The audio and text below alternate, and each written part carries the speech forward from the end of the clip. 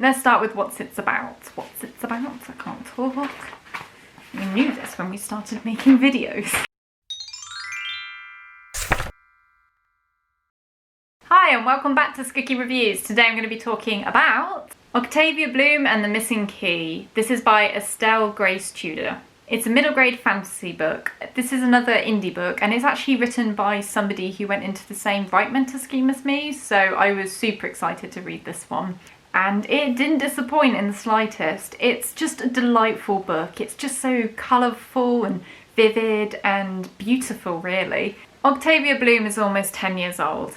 When her eccentric aunt comes to stay, she realises there's more to the family castle than meets the eye. She discovers she's the keeper of the key for a magical fairyland, but it comes with a family curse, one that can only be broken if they can find all the magical flowers in time. It's just such a cute read, and it has so much girl power to it as well. It's lovely. Octavia is a bright and smart young heroine, and she really carries the story with her mischievous ways. The fairyland itself, obviously it has some dangers to it, but it's a bright and colourful place, and it's described so vividly that it's really just easy to picture it.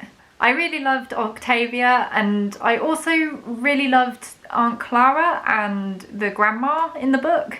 I do have a soft spot for eccentric grandmothers, but it's also good when the great aunt is also kind of a kooky character and you can watch the two sort of battle it out. This is a real family tale and there's a lot of love between all the characters, and they all kind of like come together to save their family. It's just so nice, isn't it? Octavia and her sister Fliss are both quite different characters. Octavia's a bit more mischievous, Fliss is a bit more sensible, and they work quite well together.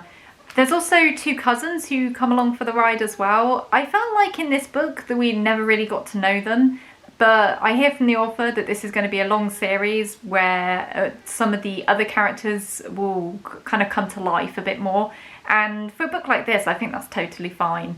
There was a lot of history and backstory around some of the older characters, and I could tell there was a lot going on, and I just wanted to know a little bit more about them, but I get a feeling that's going to be in other books, and I can only say that I'm looking forward to reading them.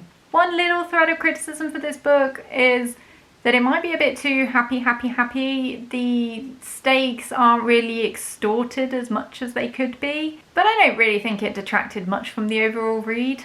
I think at this point we're just sort of fine-tuning, and it's just my opinion. Doesn't really matter, does it? But my opinion that this book is good does matter.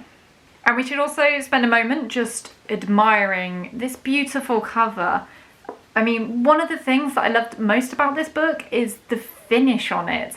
It feels good, it's kind of like soft to touch. It's perfect for the age category it's in, it's perfect for the genre that it's in. You know, you look at this, it's a fantasy book, and it's for middle grade readers. Just want to show you for the record, can we see Exhibit A? The beautiful art at the bottom of the page.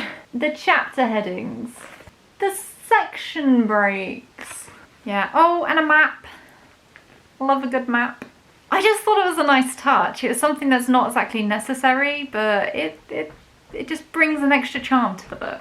And there's even some art at the back of the book that I won't spoil. I would just say that it's well worth buying the actual book for this one. So I could just tell that there was so much love that went into this book, and I really do think it deserves to be read by other people. So I just want to say thank you, Estelle, for sharing your book. It's beautiful.